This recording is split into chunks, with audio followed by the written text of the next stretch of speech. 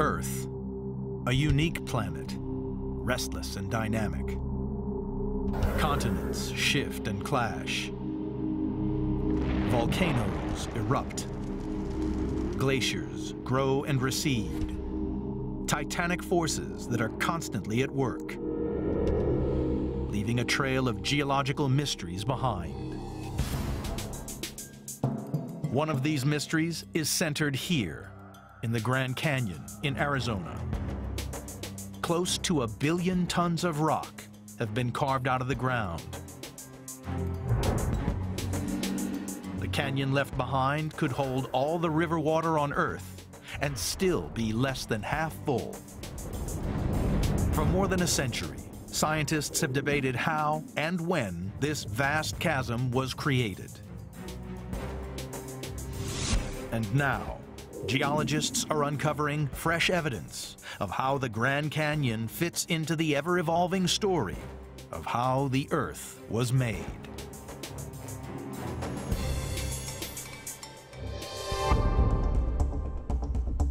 The Grand Canyon, one of America's most spectacular natural wonders. A canyon 18 miles across at its widest point, 277 miles long, and more than a mile deep. It is so vast that it can even be seen from space. Although Hell's Canyon in Idaho is almost half a mile deeper, and Australia's Capertee Valley is nearly a mile wider, the Grand Canyon remains the most famous of them all. And it also holds one of geology's greatest mysteries.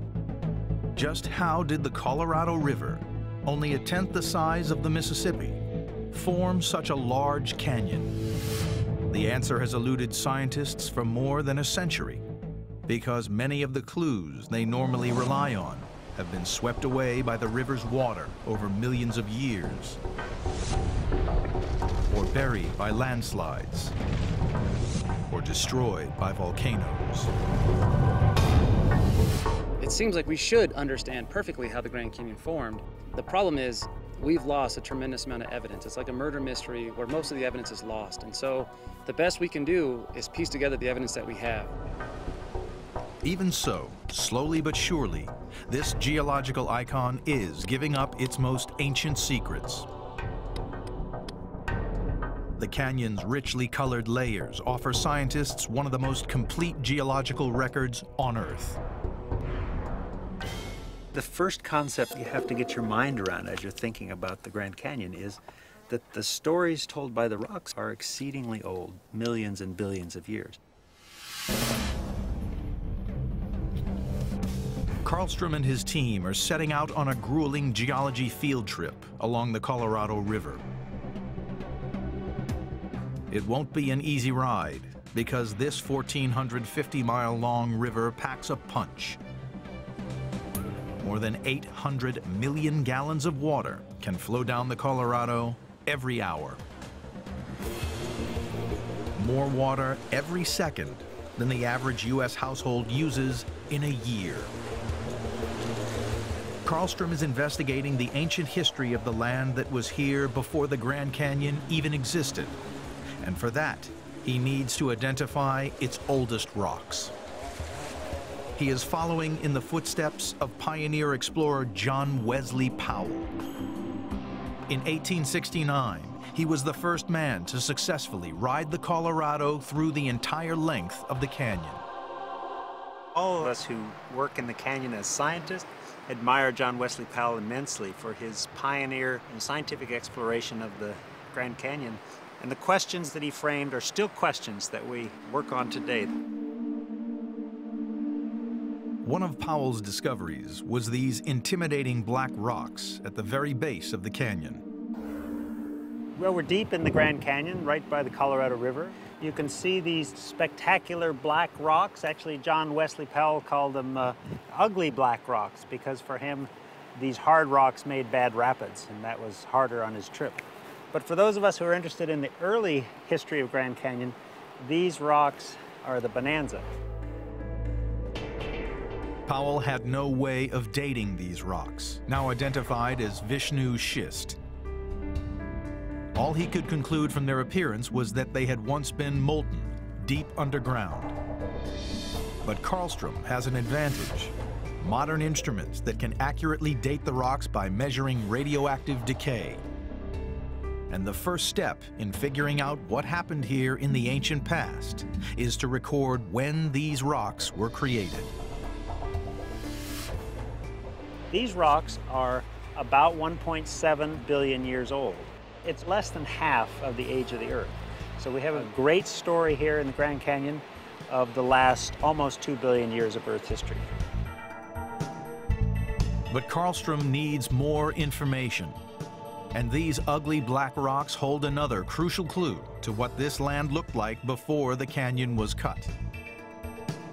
They can tell him not only when they were formed, but also precisely how deep in the Earth's crust they were made. These tiny stones, embedded throughout the ancient boulders, are literally jewels. Garnets that only form under immense pressure. The sort of pressure that's found when layers are crushed by the weight of millions of tons of rock on top of them. The silver bullet clue is the garnet. These garnets are the key to understanding the amount of rock above us. By analyzing the chemical structure of the garnet, in particular its calcium content, investigators can determine how much weight of rock was crushing down upon it at the moment it was made.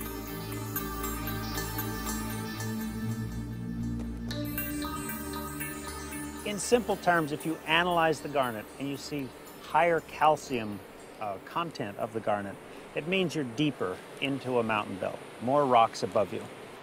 So we take these garnets back to the laboratory, we cut a very thin section, we put them under an electron microprobe, and the scientific result after this analysis is that we were 6 miles deep beneath the surface of the peaks, which were above us, and that's a long ways.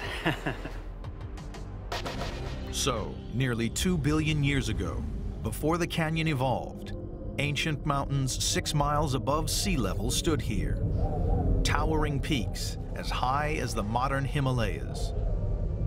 Over the next 500 million years, these mountains were worn away by the relentless forces of erosion. Over millennia, the freezing and thawing of ice cracked open the rock of the mountain slopes. Wind and water carried the rock debris down towards the oceans, leaving behind a flat and featureless plain with no sign at all of a canyon. Geologists learn to visualize the way that this place looked in the past. Knowing how to read the texture of the rock, the kind of rock it is, the fossils that are in it, geologists can, it's like a detective story. You can uncover what this place looked like billions of years ago.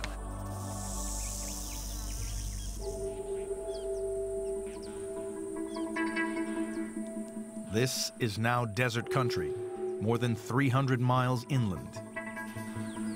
And yet, these shells, encased in solid rocks, are ocean fossils. In this one cliff, you can find fossil shells that look like you'd pick up on the seashore today. They die, they fall to the bottom of the seafloor, and they get trapped and die in the mud at the bottom of the ocean at the time that they're being deposited. Shells like these come from shallow tropical waters, an inland sea that first arrived here 500 million years ago and covered the flat, low-lying plain. But that did not happen just once. Many different layers in the walls of the Grand Canyon tell Karlstrom that over hundreds of millions of years, this land has been submerged by the sea, not just once, but at least 8 times. The last time this part of Arizona was under the sea was around 80 million years ago. As we go higher in the layers in the Grand Canyon, we have different age seas which are depositing different kinds of rocks, different environments, different fossils that live at the different times. This chapter of seas coming in and seas going out is itself hundreds of millions of years. Each sea deposited different types of material that hardened to become solid rock. Some sediment was sand that became buff-colored sandstone. Some was mud that hardened into darker shale, while the calcified remains of marine organisms were crushed into light-colored limestone. And yet, the dominant color is red.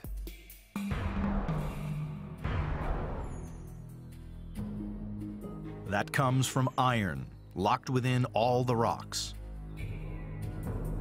Over millions of years, the iron rusts into a distinctive red hue.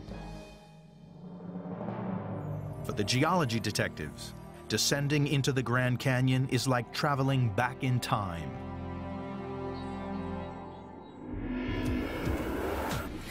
The calcium content inside garnet gemstones reveals that nearly 2 billion years ago, mountains the size of Mount Everest stood where the Grand Canyon is now. Sea fossils exposed in the cliffs show that as late as 500 million years ago, the land was the muddy bottom of an ancient inland sea. The next puzzle for geologists is uncovering which awesome forces transformed that unremarkable flat land into this breathtaking natural wonder of the world.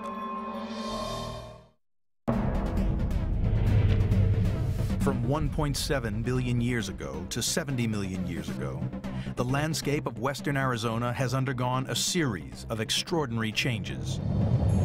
Ancient mountains have given way to prehistoric seas, which have withdrawn to reveal a low-lying flat plain stretching as far as the eye can see.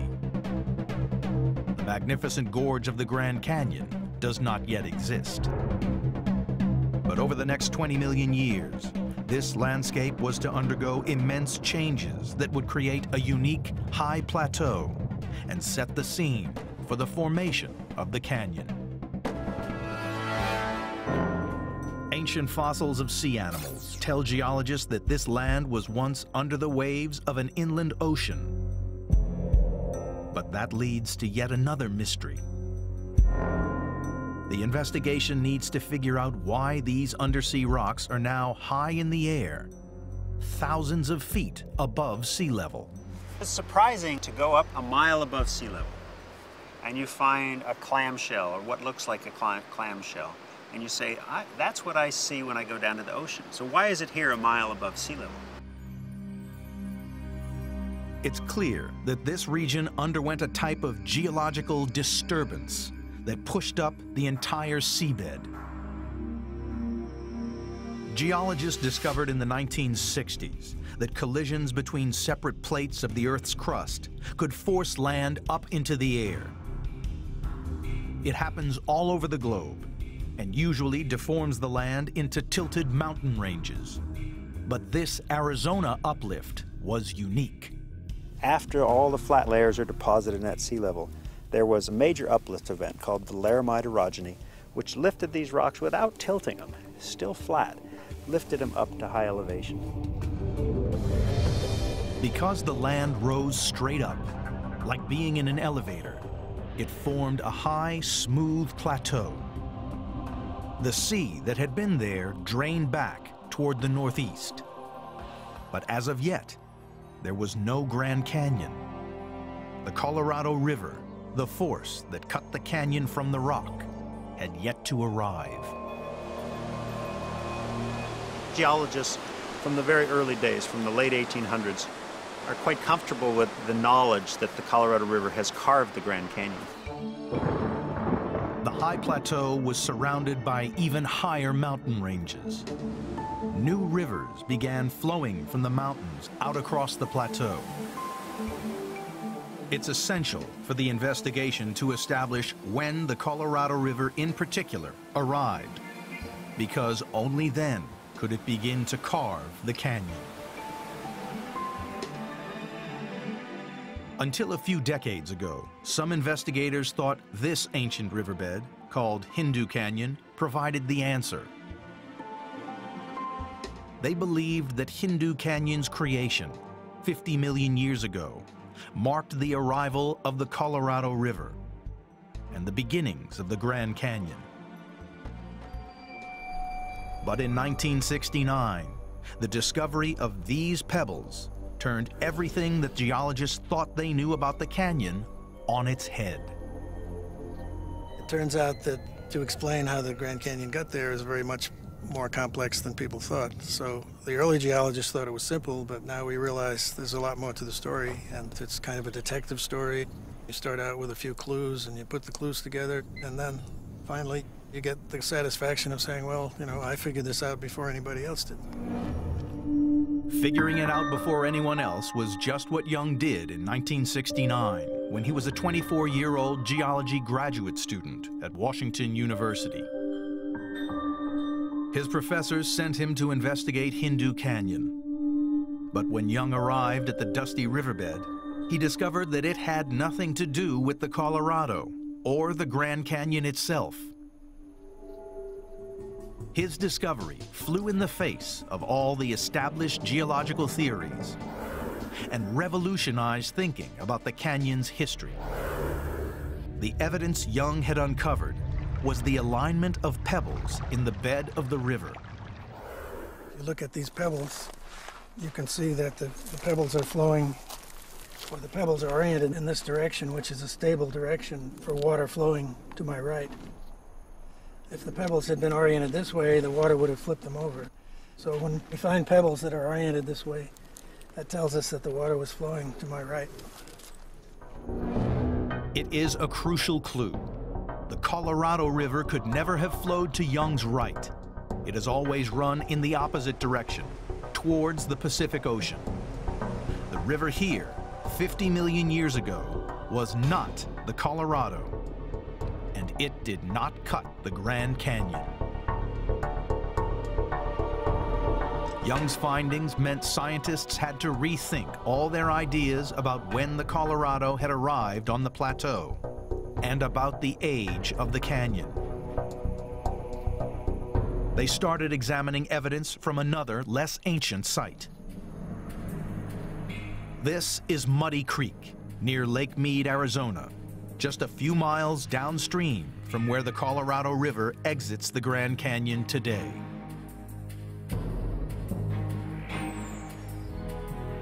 The underlying rocks prove that this was once the site of a vast freshwater lake. The upper part of the Muddy Creek Formation is this nice limestone which formed in a freshwater lake. The water would have been very clean. There would have been lots of plants and animals living in the water, and as they sank to the bottom, the calcium carbonate in their shells would form this limestone, which is typically what forms a limestone rock. The limestone is the calcified remains of the creatures that once lived in this lake. Then, 5.5 million years ago, the animals all disappeared. There were no shells to make fresh limestone. The only explanation is that the animals died 5.5 million years ago because that was the date when the Colorado River arrived here. The river would have been carrying masses of dirt and rock sediment from the fledgling Grand Canyon. The water would have been too muddy and dirty, and limestone does not form in dirty, silty, muddy water. It's just incompatible. The animals and plants that live in such a lake can't exist if there's a lot of silt and mud in the water. So, the muddy death of the lake gave geologists a confirmed date for when the Colorado arrived in Arizona and commenced its excavations. The Grand Canyon was born a mere 5.5 million years ago. The investigation has reached a significant milestone. It has discovered the age of the canyon. The angles at which pebbles lie in ancient riverbeds reveal that the Grand Canyon is far younger than geologists had previously ever suspected. The limestone discovered at Muddy Creek reveals the date that the Colorado River arrived on the plateau and the true age of the canyon, 5.5 million years old. Now geologists had a new mystery to solve, discovering why the Colorado River took the path it did some 5.5 million years ago, and why it carved a canyon of such remarkable dimensions. The investigation into the history of the Grand Canyon has uncovered a 1.7 billion year old landscape that has evolved from ancient mountains through to the Colorado Plateau. 5.5 million years ago, the Colorado River began carving out the Grand Canyon from this plateau. The question scientists now had to answer was what happened at that time to cause the river to dig deep and carve out the canyon. It is a debate that has been going on for more than a century and which continues today. I got interested in the Grand Canyon when I went to school and started studying, and I heard about the different ideas associated with the Grand Canyon and was just blown away when I found out we did not understand how the Grand Canyon formed. Something as iconic as the Grand Canyon wasn't understood, just seemed crazy to me, and so basically decided to dedicate a large portion of my life to trying to figure it out. One theory is that several ancient rivers merged and their combined cutting power started digging out the canyon. Another assumes that the river cut down into the plateau as the land uplifted around it. But John Douglas has his own theory, one that has gained respect among many leading geologists since he first published his ideas in 2000. What Douglas calls his spillover theory seems to work well on paper. Spillover is incredibly easy. All it means is the Colorado River poured into a basin. When it poured into that basin, it had to form a lake. And this lake was huge. All that lake had to do was rise and then spill across the plateau. It poured down, cutting rapidly, and over time you would have ended up with the beginnings of Grand Canyon very quickly. At his college campus in Phoenix, Douglas is building a scale model experiment to see if his spillover theory actually works in real life. He sculpts tons of dirt into a model of the Colorado Plateau. Running faucets represent the flow of the Colorado River into the ancient lake. Now we have our large lake. The water's getting higher, it's getting ready to spill across. We have a tiny little trickle of water pouring down off the lake. That little tiny trickle of water doesn't seem like much, but over time, that little bit of water flowing down that steep slope is going to gain energy. It's going to start cutting, making waterfalls that work their way back. One waterfall has now reached the lake. You can see that we have just released a significant amount of water, much more water than was previously pouring down. Now we have huge canyon cutting. Landslides are sloughing off the side of the canyon walls, the water flushing it downstream. The lake, you can see that it's starting to shrink in size. That lake is getting lower. And right there, you can see that we've cut our own small-scale version of the Grand Canyon.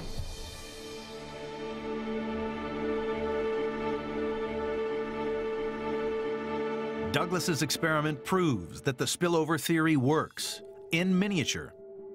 But he needs evidence to show that it could have happened on an infinitely bigger scale. Douglas sets out in search of a lake, large enough and old enough to be the source of his spillover flood. He has a prime suspect in mind. This is the site of the ancient Lake Bittahoche, 100 miles to the east of the Grand Canyon. And a clue here on the old lake bed reveals how deep this lake once was. These green clays, which indicate deep lake water, this is the classic evidence for the giant lake necessary for the overflow explanation of Grand Canyon. These green deposits are only created in one specific environment. To have green lake clays, you need deeper water where there is little oxidation. I think that's indication that the Colorado River has arrived in this basin, that it's made its way from the Rocky Mountains to this location. And this is its basically stopover point before it eventually spills across to form the Grand Canyon.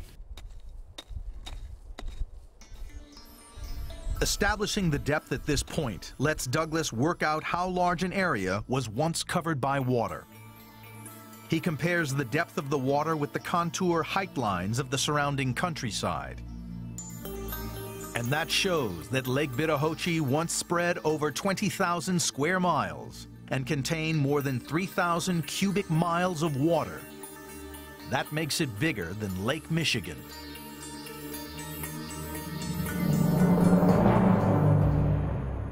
Douglas needs to date the age of this lake. For his spillover theory to work, it has to be older than the Grand Canyon, more than 5.5 million years. He unearths the proof he needs in these deep water fossils. Okay, these fossil shells are freshwater mollusks, maybe as young as 6 million years old. The dates match up. The lake was here at the right time to have spilled over and begun cutting the Grand Canyon. Dating the fossils helped confirm Douglas's belief, but his search for more evidence continues. In reality, we're never going to know how it formed to 100% certainty unless someone builds a time machine. By doing this kind of work, all you're trying to do is increase your level of confidence on your ideas, build up your case, build up your evidence. Building up his evidence is exactly what Joel Pedersen is doing. He is using the very latest technology to prove exactly how fast the Grand Canyon was carved. He has found the evidence he needs right here, at the very start of the Grand Canyon. Here at Lee's Ferry, there are all of these gravels that are evidence of where the river has been in the past and the path that is taken during incision. And amongst the gravels, sometimes you see these great lenses of sand, and we can use the sand to get an absolute date on these deposits. As the Colorado River carved out the canyon, it deposited more and more of the gravel and sand debris at this spot. Newer layers buried older layers over millions of years. And geologists now have instruments that can measure how light has affected individual atoms within the sand. That reveals precisely when each sand layer was originally buried, away from the light of the sun. For the technique to be accurate, it's essential that the sample is not exposed to daylight. So here we can take a metal tube and we can hammer it into the sand outcrop, and in the metal tube then we'll get a sample of the sand and it'll stay out of sunlight, and then we take it back to a darkroom laboratory and remove the sand, still sheltered from light, and then we can analyze the optical properties of it to get an absolute age. And in this case, the absolute age would tell us when the river was at this point in the landscape.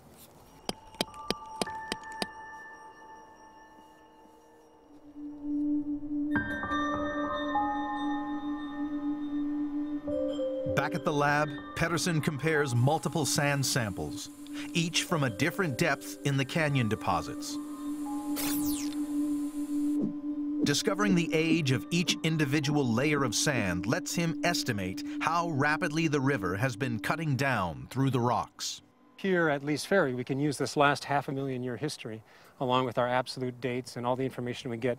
And the rate of canyon cutting here is about 1,000 feet per million years. That's 1 foot in every 1,000 years, a little more than 1 inch every century. It proves that the entire 5,300-foot deep Grand Canyon could have been cut in a little more than 5 million years. In geological terms, the mere blink of an eye. The investigation is assembling evidence on how the Grand Canyon was created. Green clay deposits support the theory that an ancient lake was big enough to spill over and trigger the canyon's creation. Deep water fossils prove that the lake existed 6 million years ago, the right time to have overflowed and cut the Grand Canyon. But proving how the canyon cutting began is only part of the investigation. This is one of the widest and deepest canyons in the entire world. And to discover how it grew so large, geologists will have to examine some of the most dramatic and dangerous features the canyon has to offer. The landscape of western Arizona has transformed from ancient mountains to prehistoric seas to a flat, uplifted plain. Just 5.5 million years ago, the Grand Canyon was cut through this plateau. It happened so fast that geologists had to think again about the awesome power of the Colorado River. It cuts through rock not by the water wearing it away. You could pour water over rock for a long time and nothing would happen. It's the tools that the river carries. The river carries boulders and sand, and those bump against each other and they eat away at the rock. Every day, the Colorado can carry almost 500,000 tons of rock and debris, enough material to fill more than 100 Olympic swimming pools. That is 5 tons every second. So investigating river erosion is never an easy task, because the powerful flow of the Colorado River has scoured and washed away many of the clues that the rock detectives need.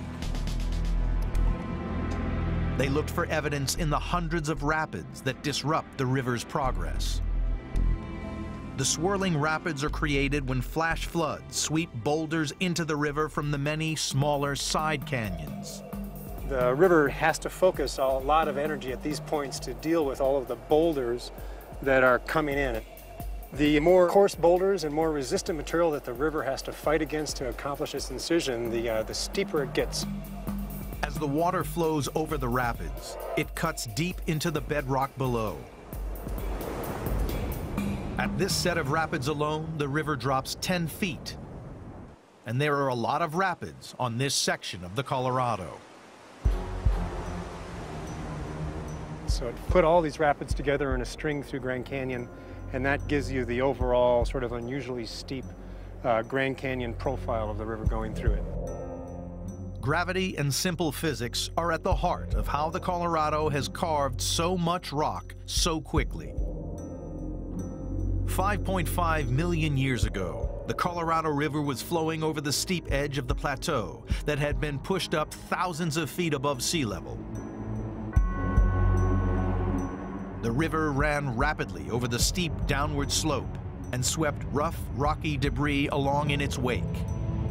An incision formed, digging back into the edge of the plateau. The power of the river to incise as it dropped off that huge escarpment must have been really great. And so the river quickly incised there, and that very steep drop-off of incision would have worked its way back upstream through the Grand Canyon region. It's sort of a waterfall that a few million years later has spread itself out through the length of the river. It is this steep drop-off between the Colorado Plateau and the land beneath it that fuels the Colorado's incredible erosive power. The river begins its life high in the Rocky Mountains in Colorado. For every mile that it travels, the river falls 10 feet. By contrast, the Mississippi River, a river moving 10 times as much water as the Colorado, meanders across a flat landscape. With no steep slope to drive it, the Mississippi can't carve any canyon. But the Grand Canyon is not just steep, it's also wide.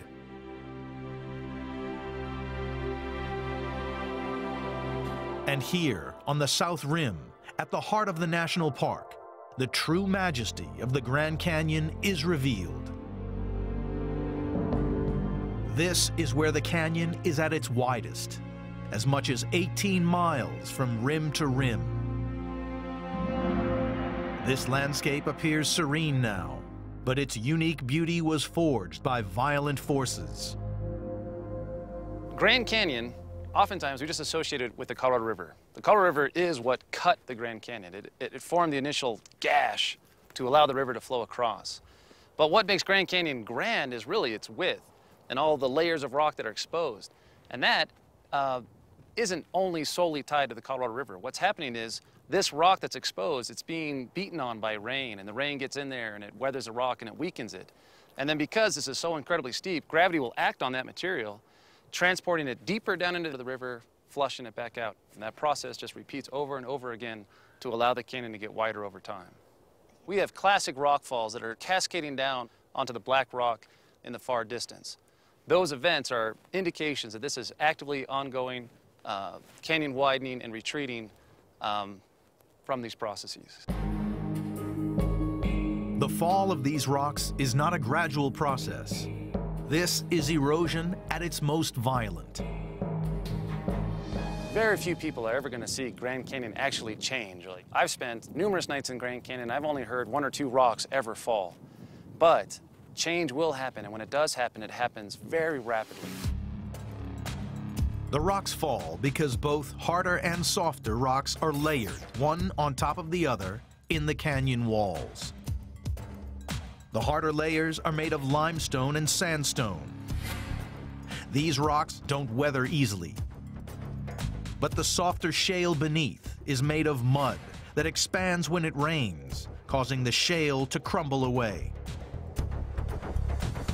Those weaker rocks, they weather and retreat back, and they undermine the resistant cliff rocks above that will then fail as dramatic rockfall landslide events, allowing the canyon to increase its width.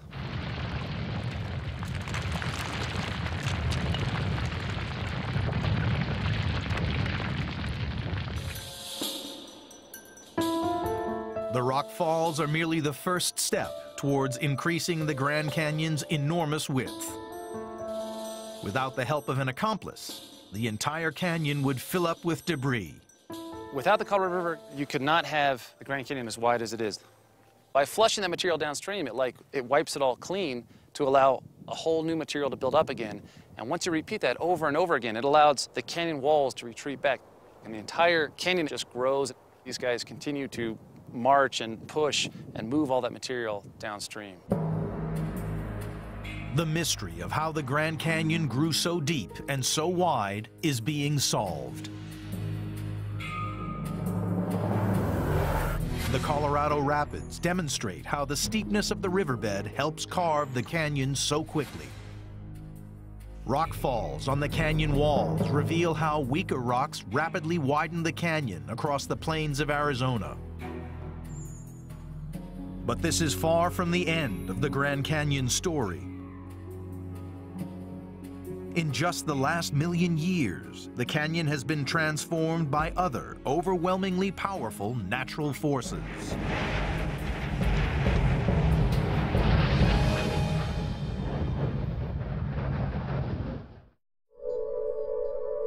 Geologists have established that over 1.7 billion years, the Grand Canyon emerged from ancient mountains and prehistoric seas to become one of North America's geological icons. This is a rare look at one of the most remote and secret parts of the Grand Canyon. A series of small cone-shaped mountains line the canyon's edge. And there are flows of black rock running down from each rim. They come from a remarkable era just 725,000 years ago, when the peace of the canyon was shattered by volcanoes.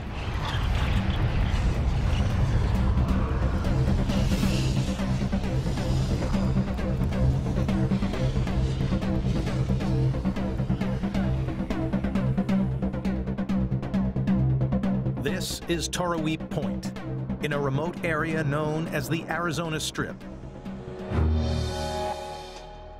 One of the most isolated places in the continental U.S. Few people other than geologists ever see this area, although it boasts some of the canyon's most stunning views. The rock detectives come to see how explosive volcanic eruptions have changed the canyon in the comparatively recent geological past. This black rock that seems to have spilled over the rim of the canyon is an ancient lava flow, what was once boiling hot rock, forever frozen in time. Powell talked about a river of molten magma pouring down into a river of melted snow. and he talked about how dramatic it must have been, the boiling and seething and the steam, and it must have been amazing. You would picture red hot lava like you would see in Hawaii pouring down the canyon walls and coating them, and then once it reached the river, it would immediately create just giant clouds of steam. The extensive lava flows, erupting from as many as 100 cinder cone volcanoes, had a dramatic effect on the Colorado River running below. Crow believes that on at least 8 occasions, the volcanic eruptions created huge lava dams that blocked the river completely. Well, behind me here is one of many basalt remnants. They're the remains of lava flows that poured down the canyon, partially filling it. And then subsequently, the Colorado River has removed all but a few little chunks. The lava dams brought even the powerful Colorado River to a halt. For a while. In time, the dams were no match for the Colorado. The rising pressure of the dammed river behind them eventually became too much, and they shattered.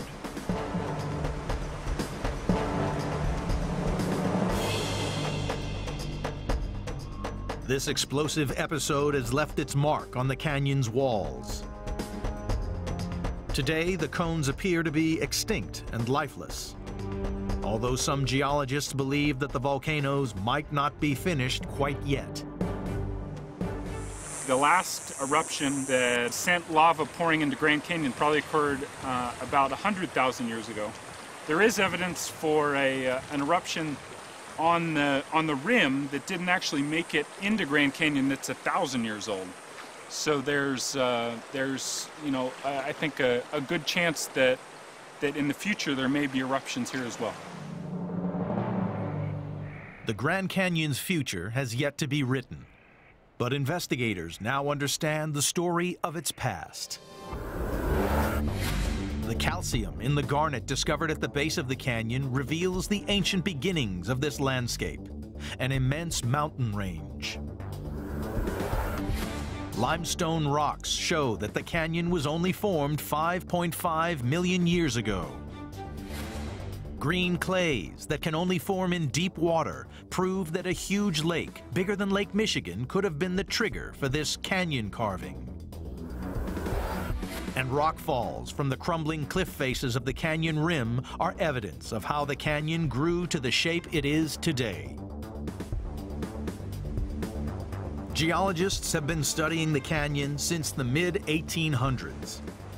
Yet even after more than a century of investigation, the story is still far from finished.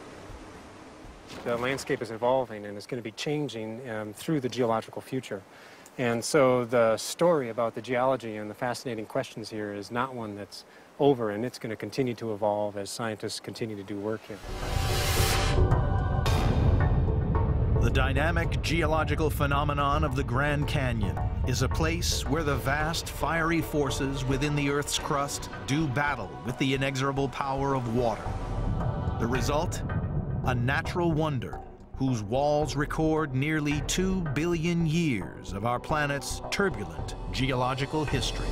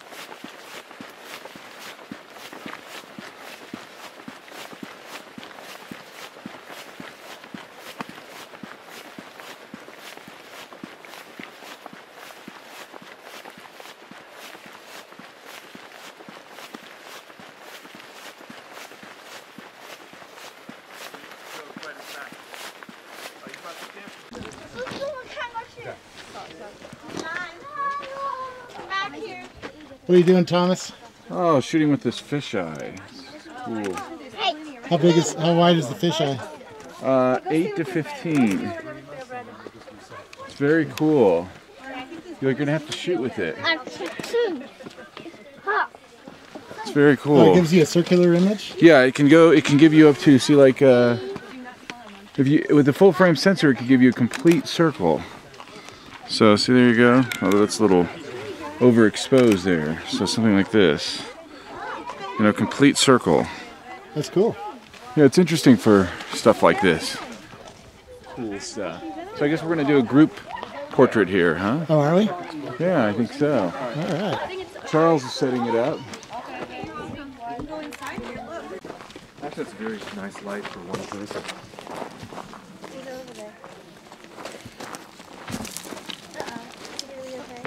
Sure. So Trey, what did you see? Oh, well, it's strange to see such huge fallen logs that point right towards the sun. And really, forests are really hard to shoot in because oftentimes it just turns into a big mass of chaos. And so if you can ever get leading lines that can help draw the user's eye around, it makes it much more interesting, because otherwise you just see like a morass of branches and lines and shapes and colors, and it's more messy than it is interesting. So in all forest shots I try to break up the chaos with lines and that sort of Now, do you thing. always shoot HDR? No. People think I do. It seems like most of the times I see you shoot, you're shooting like 6 frames, right? This one is going to be 7. You can hear that. So it's doing half a second, 1 second, 2 seconds, 4 seconds, 8 seconds, 15, and 30. The shutters open different speeds, different amounts of time for each of those. It's not all shots, but in this situation you have to do HDR because I'm looking right into the sun. But you know, if you're standing here, you can look and see all this texture, right? You can see all these little things. You can see the shadows. You can see the golden hues. You can see all the lines of texture in here.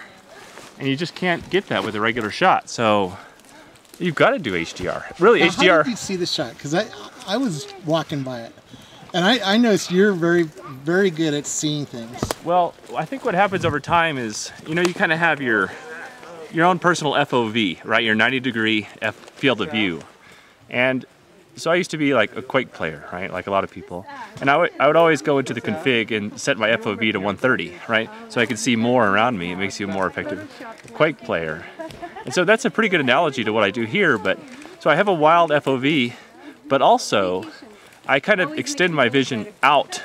Like I'm pretty good at envisioning what it would look like over there, right? Because as you move through a 3D environment, your brain does map it out. And you can kind of picture, well, what would it look like over there? So I'm getting better at predicting, like, it's interesting over there. So if you can kind of extend your personal field of vision, you know, in like a 20-foot diameter around you and see everything as you go down, it's much more than just seeing 90 degrees right in front of you. I'm not always successful, but I'm getting better over time. Will this shot get better as the light disappears? As the sun goes down, or? Well, it would be better if all these people were out of the way, but... Hear that, people? Get out of the way! Dodge, throw some pine cones at him. That's what my girl. No, I think it's best with the sun. Yeah. It's good anytime with all these leading lines and this sort of thing. One problem though is the scale, because these are so huge. You know, we can see how huge these are. Yeah. But the thing that helps with the scale is that normal sized tree right in the middle. Yeah. And so when people see a normal sized tree surrounded by giant trees, the trees look giant.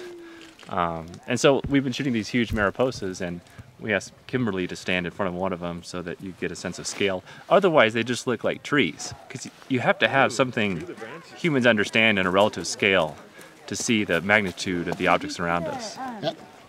Well, cool. Well, let's get the kids out of the way and then you can shoot some. Okay. Oh, and you got to get Thomas Hawk out of the way, too. He's usually not in the way. I'm not very On the ground.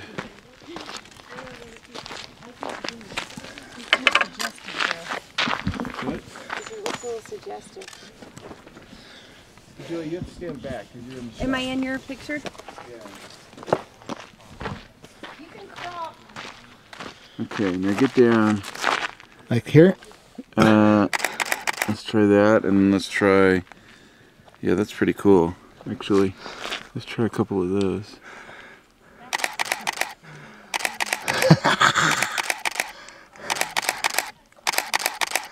Okay, see if you can get even closer with your face. There we go. Okay, hold still for a second. That's a crazy shot. Let me see. That is a crazy shot. Okay, can you set the camera down? Is there a way to set that down just for a second? Let's try it with So here we have a fisheye with a take on the Let me zoom in, so. fisheye in the wilderness. A take on the standard fisheye. Scobalizer in the big trees. That's pretty funny. With I'd +1 that shirt, so Google should like that, right? Absolutely. Good one.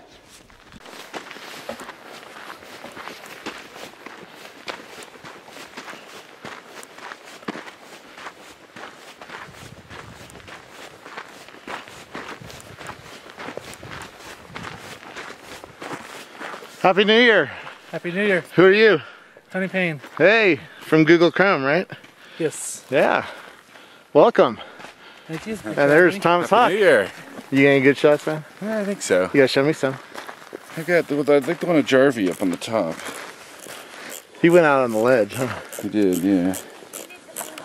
There's Trey, Kimberly, Karen. Well, you can't really see here, however.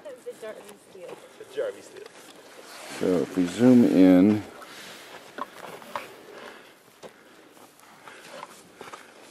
there's got Jarvie out on the ledge. Zoom out. That's scary. Yeah. 3,000 feet straight down. Yeah. Is it 3,000? It's about that. Yeah. Doesn't really matter. Only takes a few. So Scott. Happy New Year. Happy New Year. First photo walk of 2012. Yes. So you getting good shots? Of course. That was we all fun. got good shots We of got you. here, yeah, out on the ledge. We got here almost in time for really good star shots. Yeah. An hour earlier would have been. We got here about 6 in the morning. At 6 in the morning, and sunrise is at 6:58, which shows how fast the light changes around here. Yeah. So you really need to get out here 2 hours before sunrise to get stars. At this time of the year, yeah. Yeah. So. Do you have any shots to show me? Yeah, let me go back to them fast. I do lots of shots, so I play around.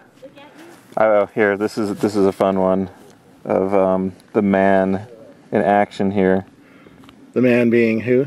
Trey here. Oh, Trey. So he's being kind of posed here, and then afterwards he's like, "Oh, I'm done," and laughs, and so he has a really good expression. Yep. So. That's cool. With the half dome in the back and his tripod. What's more, Trey? That's other than that, you have to go way back to see any other good ones. Yeah. Well, cool. We'll be looking for your shots on Google Plus. Exactly. Oh wait, hey, look at this one. Oh, who's that guy? What did you do? Put me in front of a green screen or something? Yeah. It looks fake. It's cool. Nice. Yeah. Nice light up there. Exactly. That's why we get up early in the morning, man. 4:30 a.m. Go the four of us. But no, there's five of us. Yeah. Exactly. Yeah. Well, cool. Thanks for joining us. Yes, thank you. What? Did you guys come together? I'm just real You quiet. and Karen? Huh? Yeah. Who are you? Drove. Who am I? I'm the real Trey Ratcliffe. So Scott And here he- has traveled the world with me. We went to London together. We went to France and Switzerland together. Back on me. We travel all over the world together. He's sort of my right-hand man. Has helped me out. Yeah. We've only been to Florida together. Yeah. Well, in fact, He was in Florida too. I feel jealous Yeah. now. yeah. In fact, one of my secrets to success is Scott here, because you know, he was like a fan, and I should let you tell the story. No, go ahead. I want to hear your version of it. Go ahead. So that sounds weird to say because now you're a friend, but and so he contacted me. He was into HDR and photography and found my tutorial and saw all this stuff, and then he said, "Hey, let me get back to you." He goes, "I'm actually an expert in SEO or whatever," and I'm like, "Whatever, I don't believe in SEO. You know, I understand Google or this sort of thing." He goes, "Let me just help you out for free. I won't charge you. You've done so much for me." So he spent just a couple hours with me. He told me these things to tweak out on my website, and it really helped us out with Google. And you know, we were already a really good authority on HDR, but we put some things into place to help Google understand this. And so really, thanks to him, it like doubled the traffic to our website. So I owe him the world. All right, now I need to know these secrets. Is that still rolling? So, what are three things you did for Trey's website? Tell them. Well, the first thing is I don't do any black hat stuff. I knew that when you search for HDR tutorial or HDR photography, he's the person you really should find. So I just helped him do some stuff so that he could be found. I mean, that's who you want to find, is someone like this if you're searching for those phrases. Yep. So it was simple stuff. I mean, he already had a lot of power on his site, a lot of authority in Google's eyes, and I just helped him tweak stuff using his own internal links, saying what, you know, he wanted to rank for, optimizing the titles and then the H1 tags. It was very, very simple stuff, but it's just stuff that most people don't know to do. And They still don't. They don't. And I mean, it really does come down to, if you give people what they want, you'll naturally get the Google love for it. And I really believe that. No, but worked. it's just like the title tag. A lot of people used to name their business like Joe's Diner. Well, that's not what people are searching for. They were searching for great hamburger in Jackson Hole or whatever. Right. And it's also selling so you the got to click. think about how people are going to search for you, not what you want to talk. Exactly. But plus, you know, when you show up in the search results, that's like an ad. So you want it to sell your services. And so just having him update his meta description tag and going after the right keywords. And so when you search phrases now, his search results really stand out. I mean, they speak to you. You know, it answers your question of what you typed into the search box, and that helps too. So how much does it cost to hire you? Not for hire. No, actually, so that's the thing about So you Scott. probably- Is he's the real deal, because you can't hire him. He's not like one of these SEO tools out there that's always just pushing themselves. It's right? funny, when I did the tour of Zappos, Yeah. they tell you everything, Yeah. but they don't let you touch the SEO guys. Oh, really? No, that's the secret sauce at Zappos. Right. I guess so. And those guys make good money. because Right. of that, He does it all for himself. He doesn't consult or anything. He just did it as a friendly gesture, and we ended up just getting along just fine. So now we travel around the world together. Yeah. Yeah. It was a win-win. Yeah. Excellent. What's your favorite place you've been to with Trey?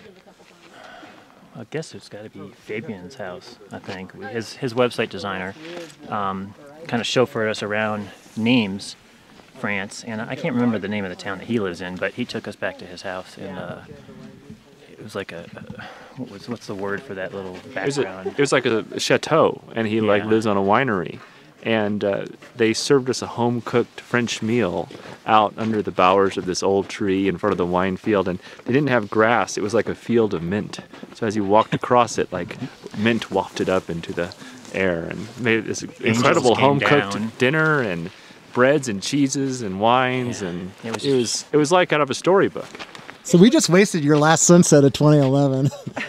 No, it's okay. The last rays of light. No, we already got the shots we needed to. It's now we'll just get some twilight shots. Yeah. Yeah. Are we really waking up early in the morning to get the first sunrise? Well, I'm waking up early. That's what I do. I'm not. Yeah. I'm not going to bed. Oh, okay. That's one way I to just solve woke that up from my problem. nap. I'm ready to go. Okay. I got 2 bottles of whiskey. We'll see if you can wake up after that. Anyways, who else is here? Who are you? I'm Dustin. Yeah. Dustin Bess. And you work at SmugMug, I take I it? do work for SmugMug. You work for Don McCaskill and Yep. Chris McCaskill? All the Yep. McCaskills? Work for those guys. Yeah, what do you do? I do all of our trade show and events. So I direct all of that. So you travel a lot? Travel around. Yeah. Yep. What was the job interview at SmugMug like? How did you get your job? I pestered them for 1.5 years. Okay. Honestly. So I'd used SmugMug for a long time.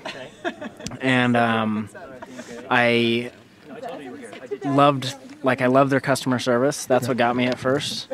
And then I went down and visited with them and had lunch with them and just fell in love with the company. And so then I was like, I really want to go work for these guys. Yeah. So I pestered them for a really long time until they took me seriously. So that was my job interview process at SmugMug. So that's cool. That's how you get the best jobs, though. yeah. I mean, I actually told them, I said, you know what? Since you're not taking me seriously, I'll come work for you for free, just so you can see what I'm capable of. And that seemed to be the ticket. So, but they paid me all along, so I never did have to work for them for free. But I was you get willing to. Great lunches too. I know, except I'm traveling all the time, so I don't really get the lunches very often. Very cool. Where can we find you and your work? DustinBest.com. And on SmugMug? And on SmugMug, that redirects to my SmugMug site. Okay. And Twitter is Dustin Best. Facebook is Dustin Best. Very cool. So. Thanks. Thanks for coming along, by the way. That's an awesome photo. It's fun. Well, if I'm on video, you should do the voice. No, really. No, Trey, who are you talking about now? I'm talking about Karen Hutton. That's Karen Hutton. Who's become a friend. She did the voiceover for Stuck on Earth. She does professional voiceover. She's like top 3 in the world. She's fantastic. And so anyway, you might know this if you go to Vegas for conventions or whatever, and you're in the elevator, right? And this little voiceover comes on, and they kind of advertise the services of the hotel. One of the things they say is, we have all these movies you can rent. And then you hear this voice come on, and it says, and if it's after hours, you can order any adult movie you want, and it won't even show up on your bill. And she's the one that does. The best part is, and the best part is, it won't even show up on your bill. That's great. Yeah, I think it's kind of creepy to actually see her say it, but when you hear it. When you hear it, it's exciting. When you see this, and you're like, Thank you, Trey. So how did you Appreciate two- that. No, you know what I mean. Yeah, oh, yeah, I know It's what because you you mean. just have this vision. So how did know? you two meet? Well, so I have this thing I saw on the website, this HDR video tutorial, and we have a private section of the website called the Clubhouse. And inside the Clubhouse, all the students we come in and we share secrets and talk about things. And we have this one thread in the forum that says, "Tell us what you do in real life." And in there, she goes, "Oh, I'm Karen Hutton. I do voice acting, professional voice acting." I thought that was interesting. I kind of filed that away. And when we did this project, Stuck on Earth, I thought, oh, we know this gal, Karen. I called her, and she was thrilled. And since then, we've been on kind of photo walks all over the world together. And now I think she's gotten really popular on Google+. How many followers do you have? I don't know, today was 260,000. She's got over 250,000 More than followers. me. Crazy. Damn. Crazy. Yes, she's got over 250,000 followers. You're on the suggested user list, aren't you? Yeah. She goes, "Do you know the Yes, I best thing am. about the suggested user list?" And I said, "No." She goes, "I'm on it."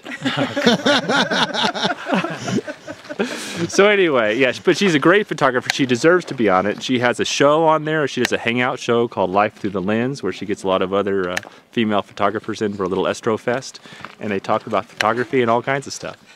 Hi. What? Is that not what you call it? I don't know. No, that's just what I say when you say that. Oh. It is life through the lens. It's about creativity. About what goes on behind the lens, through the lens, that then comes out of the lens. Well said. Isn't that good? Yeah. And who are you? I'm Tina Ratcliffe, Trey's other half. Better half. Better half. Better yes. 60%, really. Half, half is I don't know why it's called Better Half. This is a big ass tree. Yeah, it's a big ass tree. Ooh, I like that. And did you see the moon? I like that moon over my Yeah. Yeah. Yeah. This is one of those trees that all these crazy Californians go up and live in, so they don't cut it down. Yeah. Yeah. But this is a nice one. I might live in this one too. Maybe it's not so crazy. So you're not shooting too much here. No, I'm enjoying commiserating with my peeps. You know, Yeah. 6,000-year-old it's nice. sequoias are sort of passé to Trey. 6,000. Well, these photo walks are nice because they're. We've been doing more and more of these, mostly organized around Google Plus, Yeah. and they're just nice little celebrations of photography. You know, they're always free. And photographers are kind of lonely people, I think, actually, right? We're sort of these introverts, so it's nice to go out and. A lot of us started it so we didn't have to be in front of the camera. Yeah, that's right. Didn't work out so well for like Trey. you right now. Yeah, exactly. Yeah. I'm more comfortable holding the camera than being on it. No, no, people like you because you're genuine. Wait, you've is got this your the part where we Lytro. give each other a kiss? Is it that Lytro? No, I didn't. I don't have a Lytro. Robert, you just missed it. We gave each other a kiss on the lips. You just totally missed it. Oh, well, we'll have to Photoshop that in later. Oh, Got a little bit of lipstick right there. So No. You gotta pay attention. No, I'm kidding. That's Thomas Hawk. Yeah. So it's a Are you getting good shots? Yeah, great shots. Yeah. I saw you had Kimberly doing some modeling for you. Yeah. Yeah. Did you get a release? Yes, a model release. She's already signed the model release, right? yes. Now, when do you need put a her model? on? Put her on video right now. So she's giving me all rights to all photos of her, right? Yes, Thomas Hawk has all rights. See, there we go. So all the photos. Even if you end up in a Bank of America advertisement or something? Of course. Indeed. Yeah, okay. Yes. That's all you need. There we go. So, You're very charming. So you did that. That'll hold up in court, won't it, Yeah. Trey? Yeah. That'll be perfect. Yeah. Say that. by the way, when do you need a model release?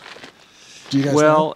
Well, you know, I know. I think if her photo goes into commercial use Yeah. and it's being used to make money, then you really need a model release. Unless it's Yeah. fine art, like the Newson wig versus Philip DeCorsia or whatever his name is, that artist. Remember that case? Yeah, yeah, yeah. He was he had a hidden camera in New York and was taking pictures of passerbys, unbeknownst to them, and he took a picture of Newsonweg, who was this Hasidic Jewish man with hat and beard and look. Have you seen the photograph? Yeah, with the curls and everything. It's outstanding. Yeah. Yeah, it's an outstanding photograph, and I think he sold it for like $40,000 or something at a gallery as a print, and he sued him over it because there was no model release. Yeah. And he won because it's fine art. Fine art or editorial use, like newspaper, you don't need it for that. Yep. Yeah. But commercial use, if you're selling toothpaste, you do. Yeah, and editorial use is getting more and more slippery as, you know, what is editorial nowadays? There's millions of street photographers now that just go out, you know, on the streets of Tokyo and take photos and publish them on their blog because they think it's artistic and interesting. I think you don't need a model release for this kind of stuff because you're just making art. You're just capturing the world around you. And Yeah. it is in a public place, and you're not really But making. it still costs money to defend a lawsuit, right? Yeah. You know? Yeah. That's true. Yeah. And so that's. I would know. Yeah. You've had to defend it Unfortunately. before. Yeah, we've been in some lawsuits, but mostly it's us suing companies like Time Magazine, and people have taken our stuff and used it in iPad ads and I've all been sorts more of. on the wrong end of the lawsuit. Yeah. It hurts either way because it costs money. Yeah. And if you win, it's okay. But if you Yeah. don't win, that hurts. Yeah, lawyers. Well, cool. Where do we find your work? ThomasHawk.com? ThomasHawk.com, Google Plus. Yeah, Google Search Thomas Hawk on Google. Yeah. Lots of places pop up. And you're Trey I'm Trey Ratcliffe, and my blog is stuckincustoms.com. You're not stuck in customs today? No. We're free and clear today. Very cool. Well, let's go get some dinner. Okay. Or shoot the moon. Yeah. Twilight. Yeah. Tree. It's good. Down for a little while. Yeah, it's endured.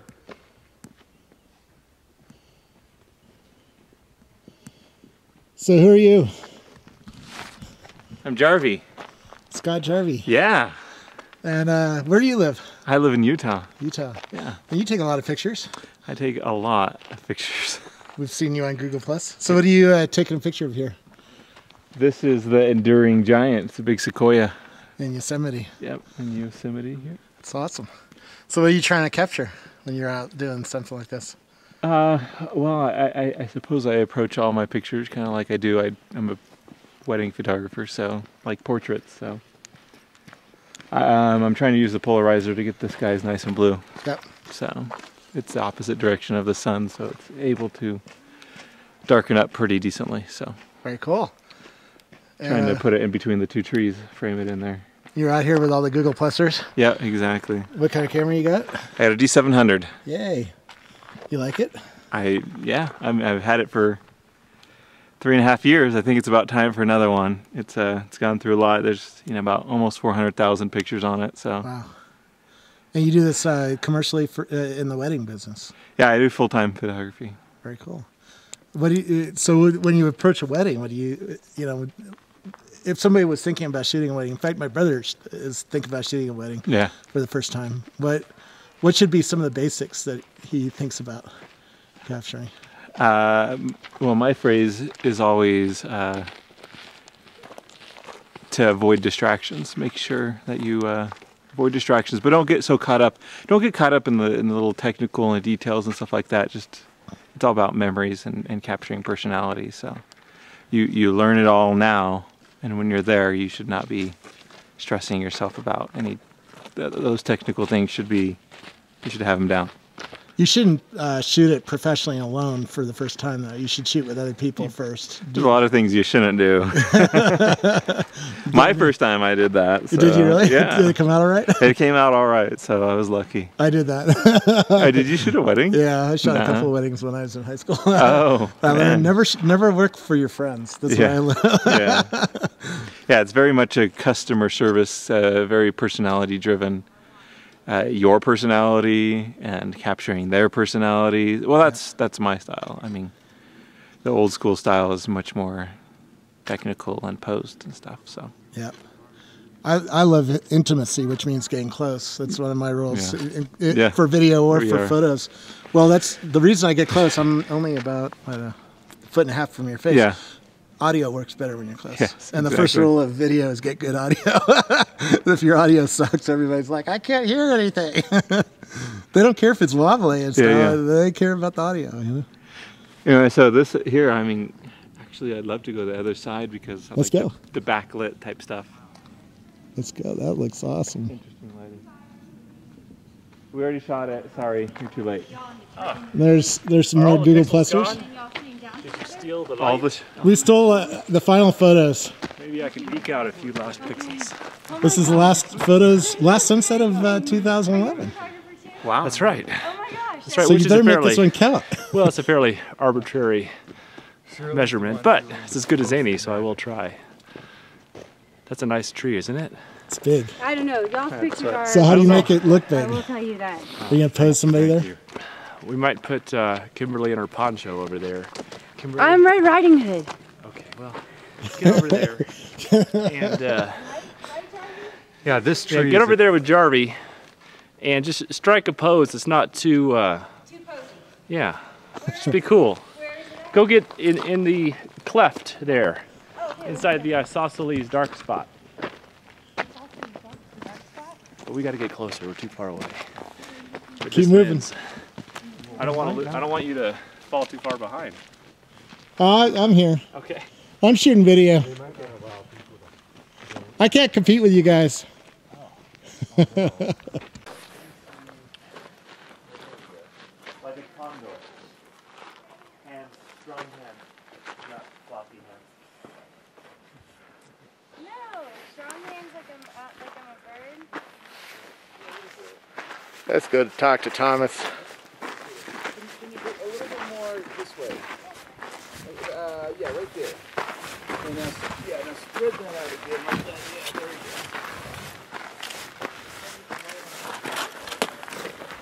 go. Okay, maybe bring the fingertips in just a little bit.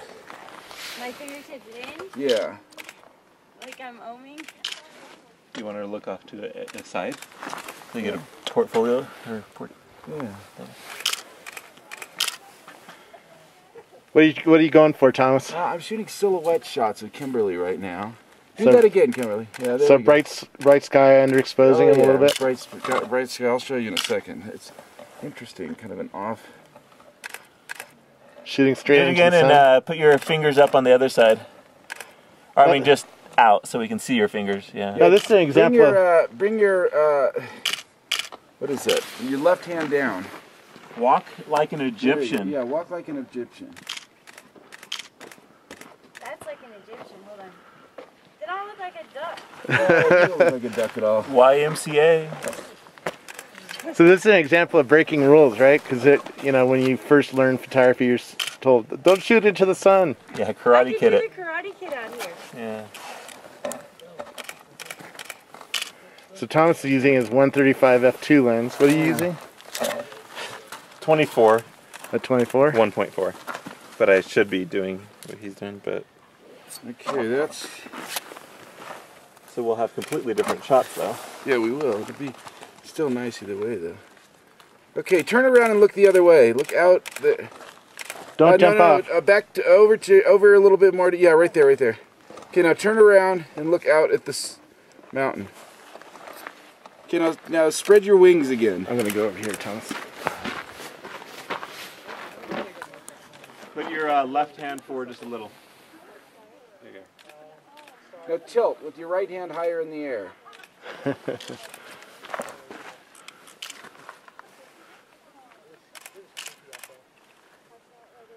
And look off to your left a little. This is one thing I noticed about you, Thomas. You shoot a lot of pictures. Oh, yeah. How many have you shot today so far? Probably 900 or so. Go to your left a little more. Maybe 1,000. In an hour? Yeah. And then, okay, you ready? Look. But you know, like look shooting off to your left Kimberly again, like here, you were like doing a few moments ago. This is with your left hand up higher than the right hand. Because you got to shoot a lot more. My left hand up higher. Yeah, and then look off to your left. Because you're waiting for the right thing? Yeah, and you know, your right hand back a little. There you are, good. Just look the off right, a little more. Right pose. I mean, it's kind of silhouettes are tricky because. Okay, now turn around. Every now and then, I get a little. There we go. Turn around. Every now and then. Okay, hold on, almost done. Okay. Stay there. Okay, now I'm going to do some out of focus stuff, just to kind of. No, yeah. Play around. Want me to play with my poncho? Yeah.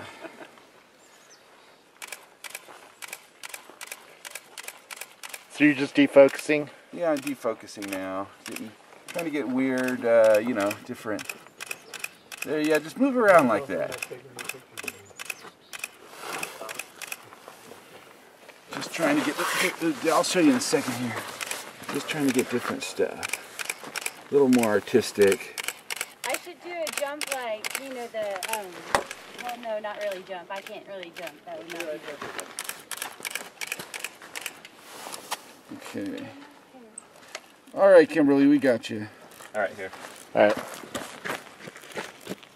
So. Cool. I see you. So we're trying to get, like that's kind of interesting. So the female form obviously is much better form than the male form. Nice. That's nice. That's very nice, yeah. See, now I'm getting more close-ups here. Yeah, I'm going to go out here. Pam? Just like this? I'm done?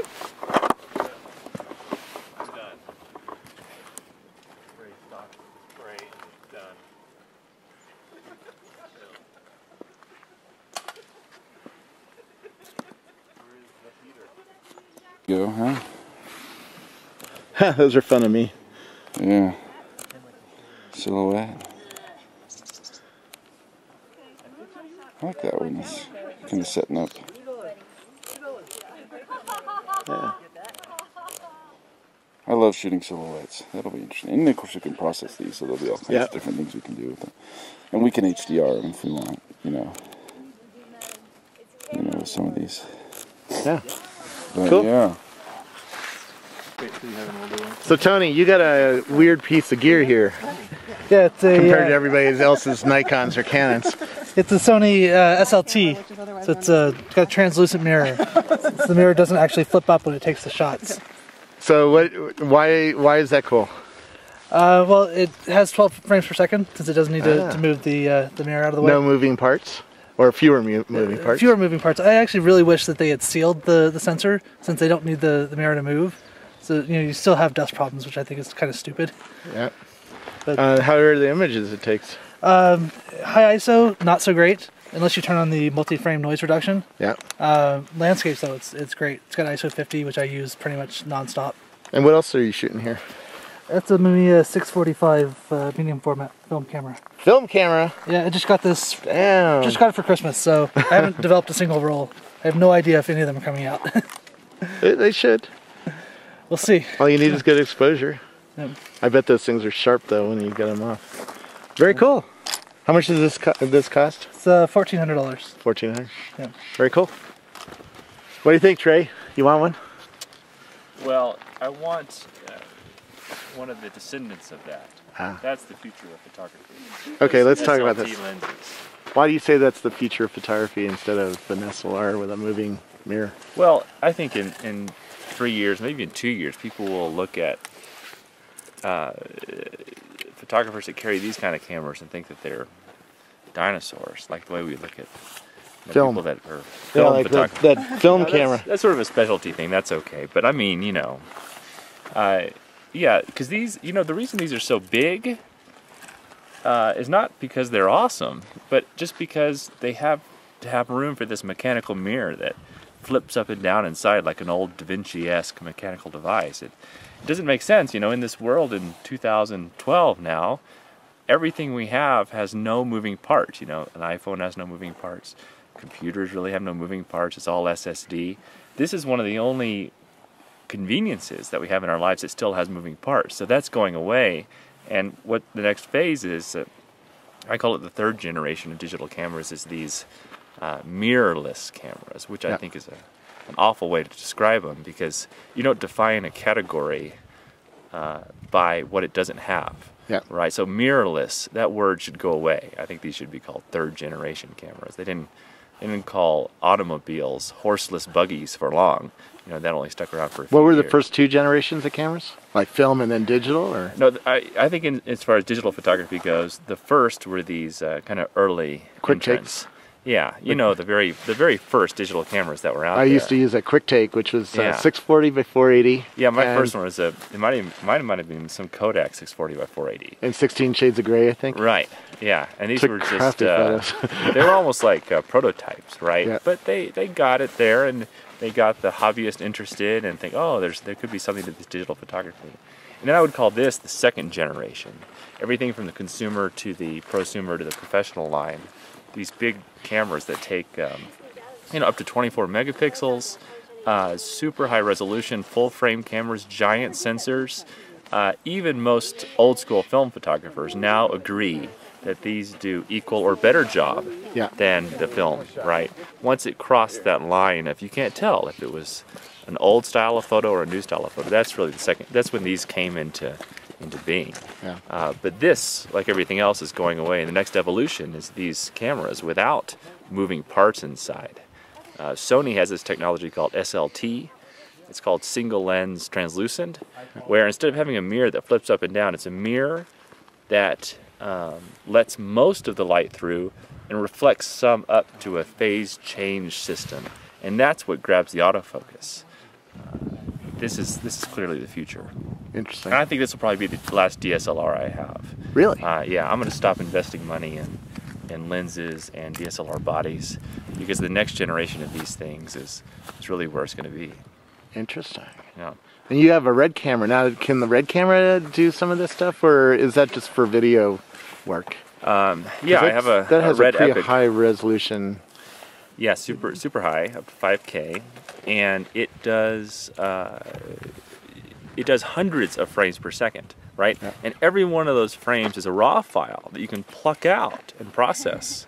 So photography in the future, and this is really a sea change, and a lot of people won't accept it. I think photographers are going to fight this, but photography is not so much about taking a photo as much as like capturing a moment, right?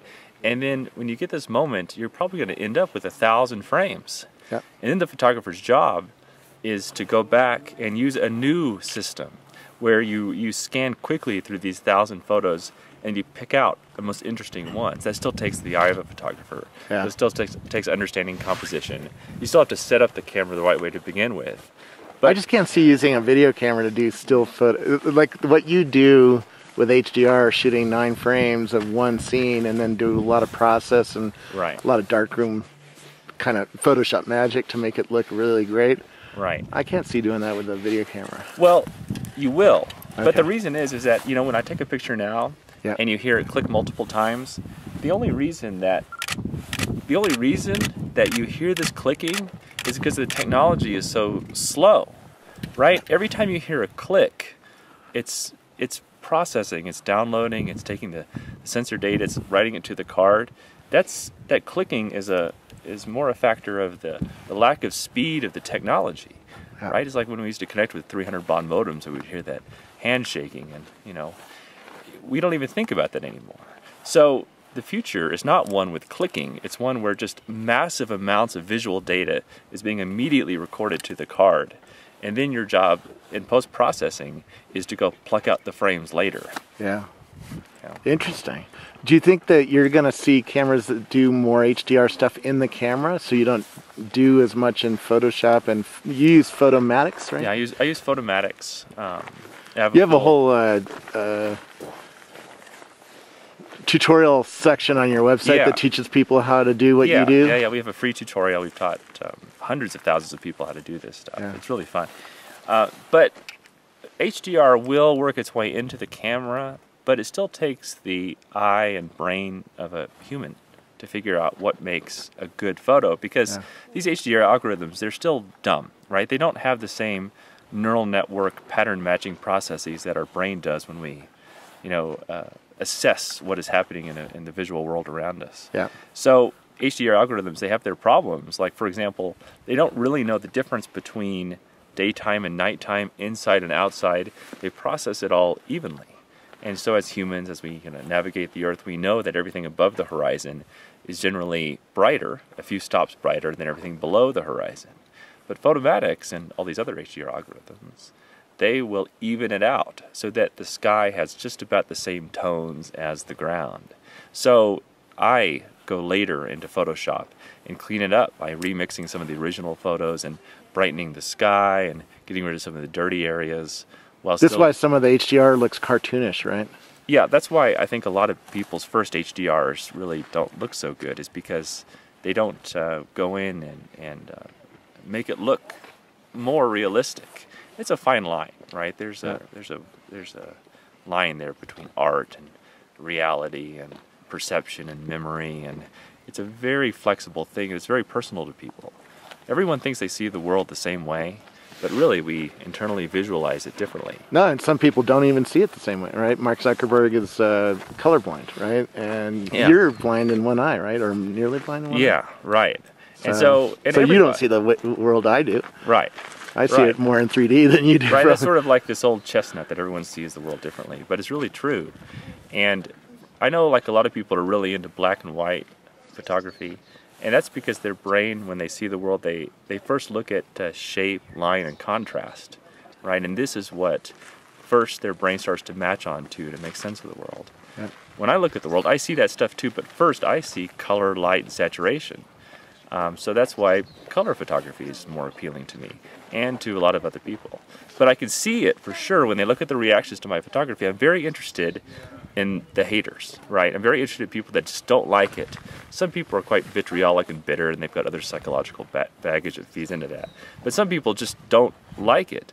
And it's not because they're anti-new stuff. It's just because their brain processes imagery different. And, you know, I'm comfortable with that. But I know it does appeal to a great number of people who also see the world like I do. Yeah.